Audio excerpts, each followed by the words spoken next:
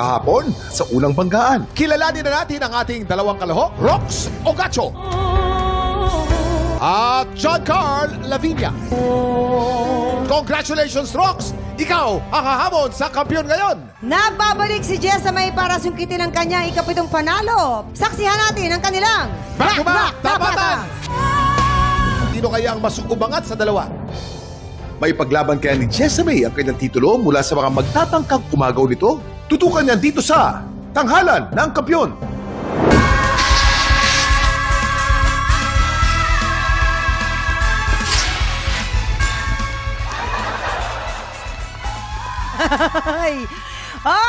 Ito na naman ang isang mainit na bakbakan sa kantahan hatid ng Tanghalan ng Kampiyon. Yes! I-welcome na po natin ating mga inampalan. Singer, songwriter, the R&B crooner, Daryl Ong. The prime diva of Queendom, Marian Osabel. Multi-platinum artist and OPM hitmaker, the icon, Renza Verano. At syempre, ito na po, kilalanin na natin ang ating dalawang kalahok. Kenshi Kitado at Win Bonife. Sila ang sasabak sa unang banggan. Katulad mo, hindi din buo ang pamilya ko. Yeah. So, paano ba nangyari to? Bata ka pa lang ba nung naghiwalay sila? Actually, hindi na eh. Medyo matured na ako nun. Nung naghiwalay sila, medyo masalamuot nga lang. Yung father ko kasi sumakabilang bahay. Okay, so ako kasi yung... Pero masakit kasi sa part ko na ako yung unang nakahuli dun sa father ko. Bago ko sinabi dun sa mommy ko na si Papa, ganyan, nakita ko. Pero nung that time na parang medyo nagkabukingan, hindi ko muna sinabi like within a month. So talagang... Hinayaan mo, nakita ng ano mo. Nag-investigate muna ako ng malala. Hanggang sa yun nga, may mga pictures. And then, recently, ni-screenshot ko, I send it to my mom. Si mom sobrang magpapakamatay dati. Mag-suicide. So, and that time, nung kinumpront ko yung father ko, yun, medyo may nangyaring hindi maganda. Nabugbog ako. And then, doon na sila talagang totally nag-separate. Actually, may mga nagsasabi ng mga iba na, bakit mo pa sinabi? Ganyan-ganyan. Nakaka-guilty yun kasi, nakaka-guilty like, nanay mo siya. Diba? So, you think kaya mo magtago sa kanya ng sikreto na gano'n. Parang, in short, tinatry mo yung sarili mong nanay. Mag-focus tayo sa mommy mo. Yeah, si mommy. Na talagang very supportive of you. Baka meron kang mensahe para kay mommy. I know kung mapapanood mo ako sa Tanghalan ng Kampiyon, this is the time. Pangarap mo ako mapanood sa TV. And ang talent na ipapakita ko, syempre, is especially for you. Kenshi Kitado ng Tarlac! Hi, Kenshi! Ohayo gozaimasu. Ohayo desu ne. Honto ne. Nihongo shabetemasu ka? Nigaijin desu. So desu ne. Yeah. Ito lang po, kasi ang mami po niya ay OFW ba? Tama? Sa Japan? Opo, nasa Japan. Sa Japan. Anong masasabi ng ating mga inampalan? Nag-enjoy ako sa performance mo, yung energy mo, yung confidence mo, even the way ka makipagkwentuhan sa amin, it's evident na kumbaga kalug ka na tao, kumbaga open ka, ganon. So nag-resonate sa the way you perform, all out, ganon. Siguro kung meron akong mga comment, medyo may parts lang, especially sa mga ad-libs, yung mga mga ganon, tapos yung pambili, medyo na flat lang ng onte. Siguro, watch out lang, especially sa mga ad-libs, kung gaano mo pinaplano na masapul yung tono, dun sa may mga lyrics, make sure na ganon din sa ad-libs. Kahit on the spot mo siya maisip or spontaneous yung ad-lib mo, make it a point na apinado pa rin. Yun lang naman, pero nag-enjoy ako sa performance mo. Thank you, sir. Thank you. Enjoy. Kenshi, wow. Hi, ang ganda ng styling mo. Thank you. I love your confidence. Binigyan mo talaga ng own character yung performance mo ngayon. And galing ng stage presence mo. ang napansin ko lang, no, yung breathing mo, careful ka lang dun dahil medyo parang kinapos ka sa dulo. So, konting flat lang naman sa dulo, but I enjoyed your performance. Thank you so much for that, Kenshi. Okay, Kenshi. First time ko nakapanood ng isang singing contest na ito ang entry. It's refreshing, relaxed yung interpretation mo nito. Yung simula, okay naman. Okay? Maganda ang nahihit mo pa. Kaya lang, because you're too relaxed, tsaka medyo ang focus ay puro stage presence, galaw, medyo nawala yung concentration sa song. Okay?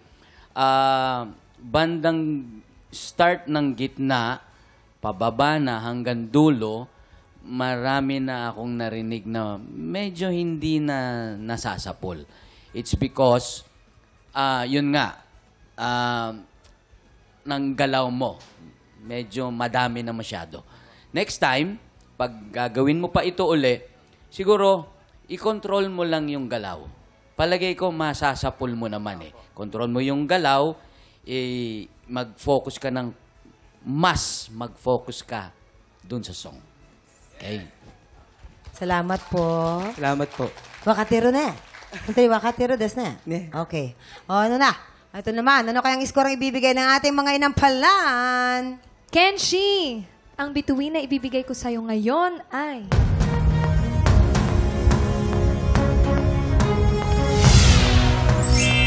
Three stars! Kenshi, ito naman ang stars ko para sa'yo.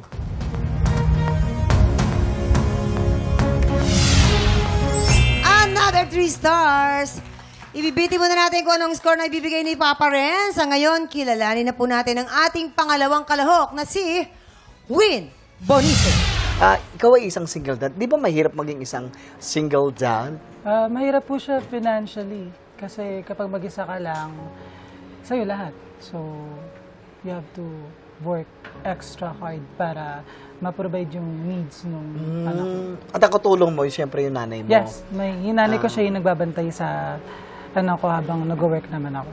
Ano nag-joke sa'yo na, nag-push ba sa'yo na sumali dito sa Tanghalan ng Kampiyon? Yung pamangkin ko po siya pa yung nagsabi sa akin na to audition for Tanghalan ng Kampiyon. Pero medyo hesitant ako nung simula kasi dami ko na rin po audition in the past eh. So palaging parang almost lang. So ngayon lang talaga nabigyan ng chance. Ano naman yung pangarap mo para sa anak mo? Ako, sa ngayon, since bata pa siya, kung ano lang siguro yung magiging dream niya, pag tumanda na siya, susuportahan ko lang siya sa pangarap niya kung ano yung gusto niyang maging. Ano na lang yung mensahe mo kung sakaling nanonood man yung anak mo?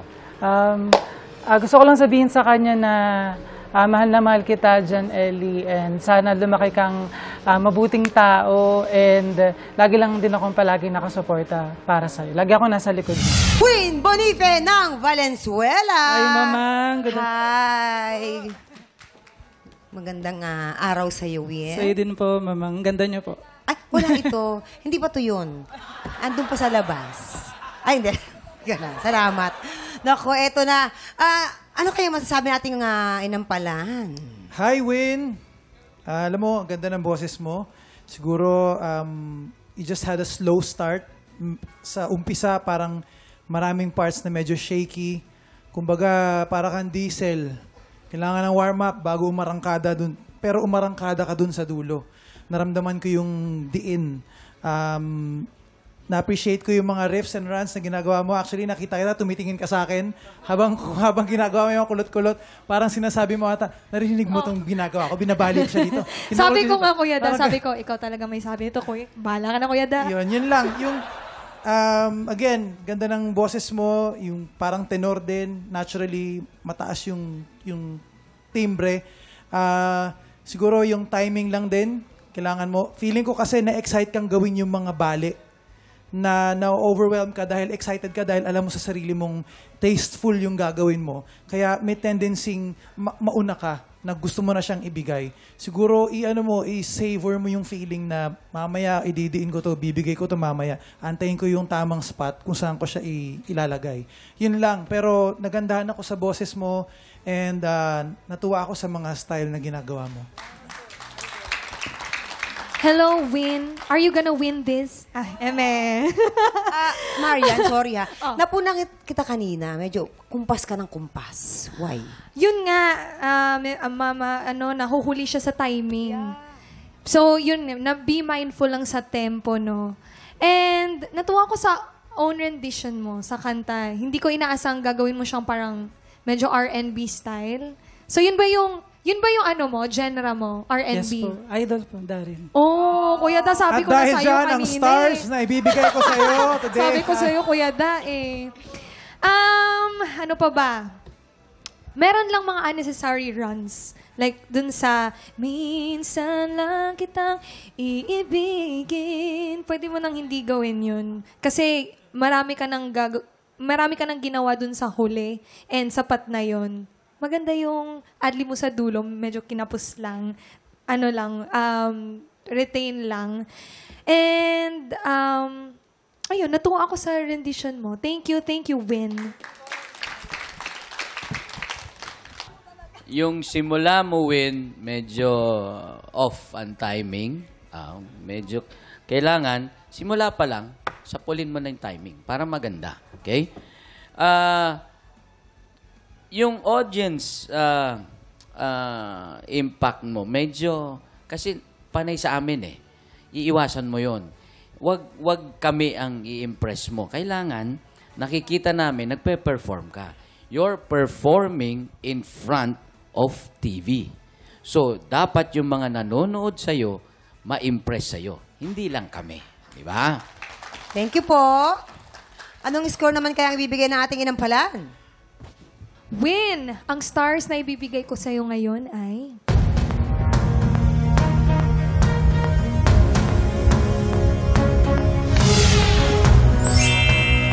3 stars! Win! Ito ang aking mga bituin para sa'yo.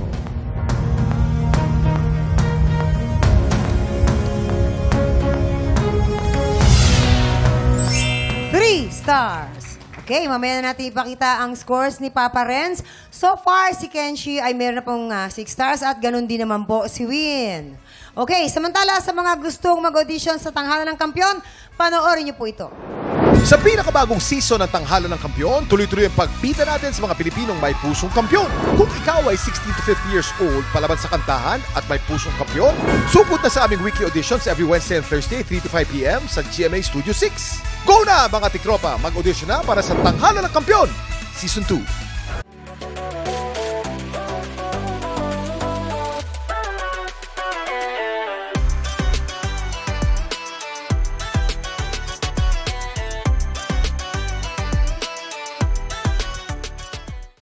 Tropa, pinanood mo hanggang sa dulo itong video na to, very good ka! For more happy time, watch more TikTok Lock videos on our official social media pages and subscribe to GMA Network official YouTube channel.